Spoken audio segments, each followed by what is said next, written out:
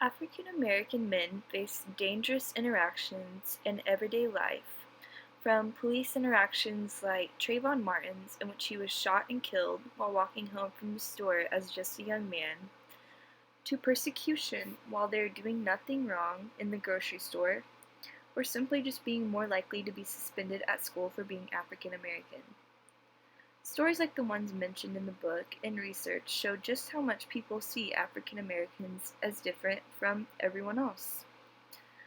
Although we have made strides towards equality for all, it has seemed to leave African Americans out of the picture as they face more and more race-based inequalities. More than 100 years ago, African Americans lived primarily in the South.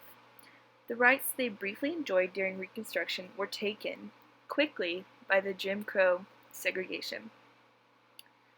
They had limited access to many things other Americans were enjoying to the fullest.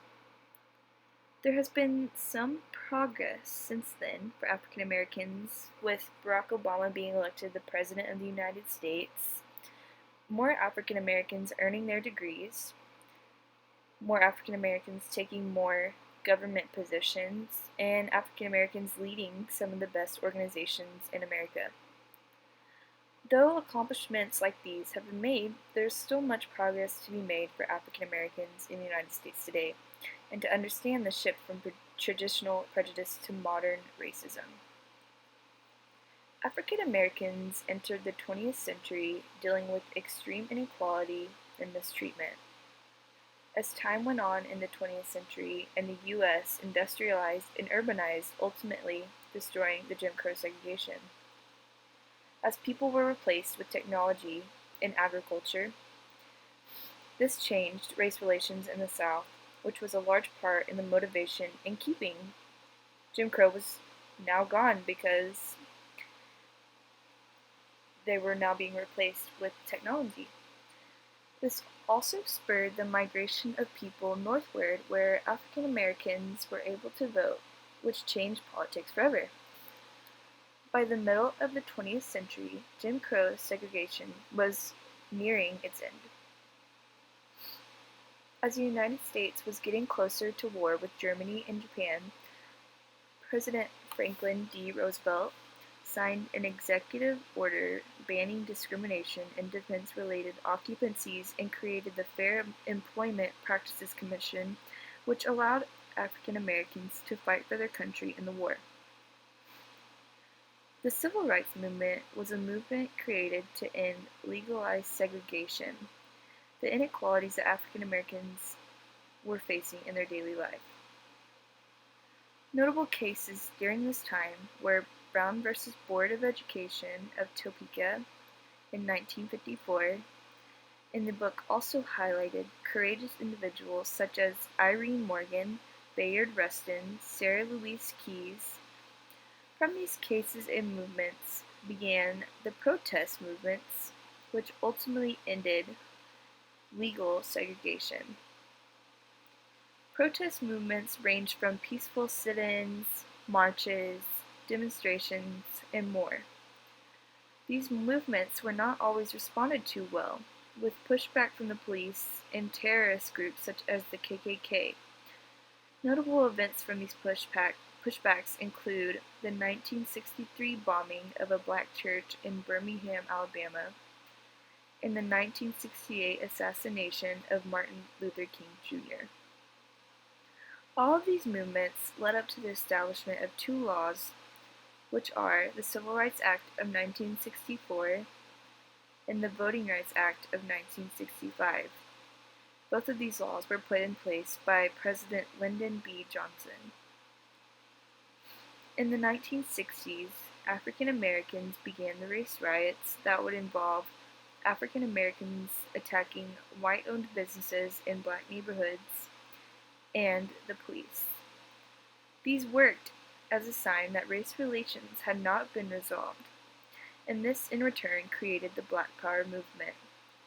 By the end of the 1960s, the riots had ended with many of the movements being shut down by the police and the FBI, and many of the motivational and heavy speakers for the movement had passed. As time has gone on since the 1960s, race relations have changed for the better, but still need improvement. Barack Obama served as a turning point for race relations, but African Americans have had a standstill in many areas in life, with little improvement and still a big gap between wages, housing, and graduating high school and college. The book notes that although we live in the same country, African Americans and white Americans seem to still be living in two different separate worlds.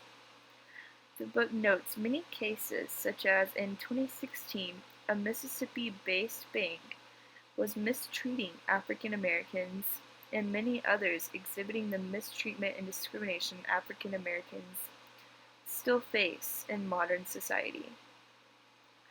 Some of these cases included police-related and race-related violence that ultimately led to the uprising of Black Lives Matter. As the book talks more about modern-day incidents, it also highlights the removal and controversy circling Civil War monuments.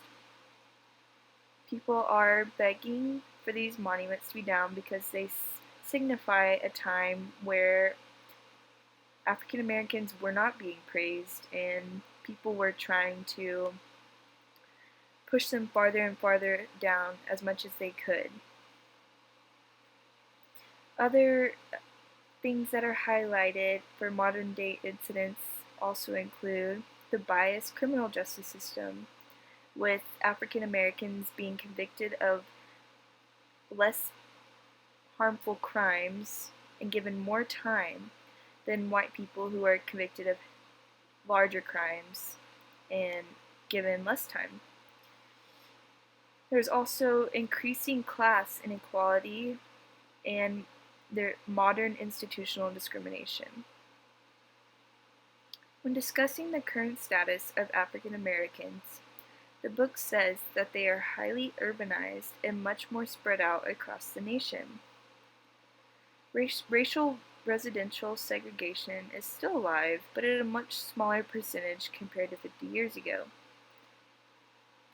African Americans also have an increased involvement within the government.